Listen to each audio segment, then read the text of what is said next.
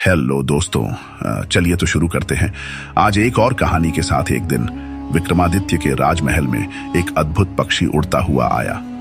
वह पक्षी बहुत ही सुंदर था और उसकी चमचमाती पंखों की आभा से पूरा दरबार जगमगा उठा। पक्षी ने मनुष्य की तरह बोलते हुए कहा, हे महान राजा विक्रमादित्य, मुझे तुमसे मिलने का सौभाग्य प्राप्त हुआ है, लेकिन मैं यहाँ केवल तुम्हारी प्रशंसा के लिए नहीं बल्कि तुम्हारी परीक्षा लेने आया हूं। यदि तुम मेरी 3 कठिन पहेलियां सुलझा सके तो मैं तुम्हें अमूल्य वरदान दूंगा। यदि असफल हुए तो तुम्हें मुझे अपने राज्य का आधा हिस्सा देना होगा। राजा विक्रमादित्य ने पक्षी की चुनौती स्वीकार कर ली। पहली परीक्षा पक्षी ने पहली पहेली पूछी, ऐसी कौन सी चीज है जो बिना पैर के चलती है और बिना पंख के उड़ती है। दरबार में सन्नाटा छा गया।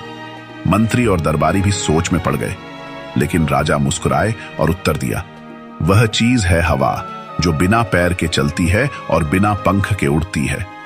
पक्षी ने प्रसन्न होकर कहा, तुमने सही उत्तर दिया राजा, लेकिन अगली परीक्षा और कठिन होगी।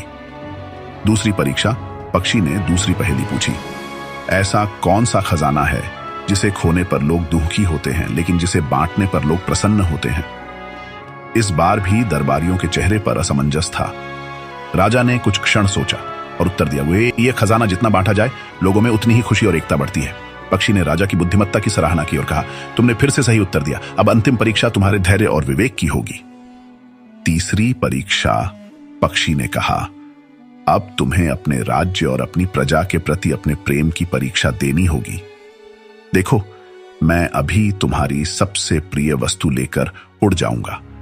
यदि तुम उसे पाने के लिए जल्दबाजी करोगे या मुझ पर क्रोधित होंगे तो तुम परीक्षा में असफल हो जाओगे, लेकिन यदि तुम धैर्यपूर्वक मेरी चाल को समझ सको तो मैं स्वयं तुम्हारी वस्तु लौटा दूंगा। इतना कहकर पक्षी ने राजा का मुकुट उठाया और उड़ गया। दरबार में हलचल मच गई। सभी दरबारी चिंतित थे कि राजा का मुकुट वापस कैसे लाया जाएगा, लेकिन राजा शांत और स्थिर बने रहे।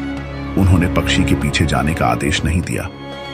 राजा ने कहा, यदि वह मायावी पक्षी सचमुच मेरी परीक्षा लेने आया है तो मैं क्रोधित होकर या जल्दबाजी में अपना धैर्य नहीं खोऊंगा, क्योंकि राजा का असली मुकुट उसकी प्रजा का विश्वास और प्रेम है, न कि सिर पर सजा हुआ ताज।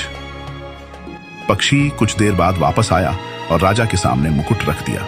उसने कहा, हे महान राजा, तुमने अपनी बुद्धिमत्ता, धैर्य और विवेक से यह परीक्षा उत्तीर्ण की है।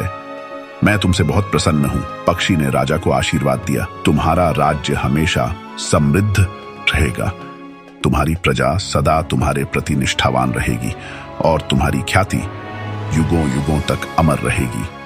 इतना कहकर वह पक्षी आकाश में उड़ गया और अंतर्धान हो गया। यदि आपको कहानी पसंद आई हो तो चैनल को सब्सक्राइब करें दोस्तों। Thanks for watching.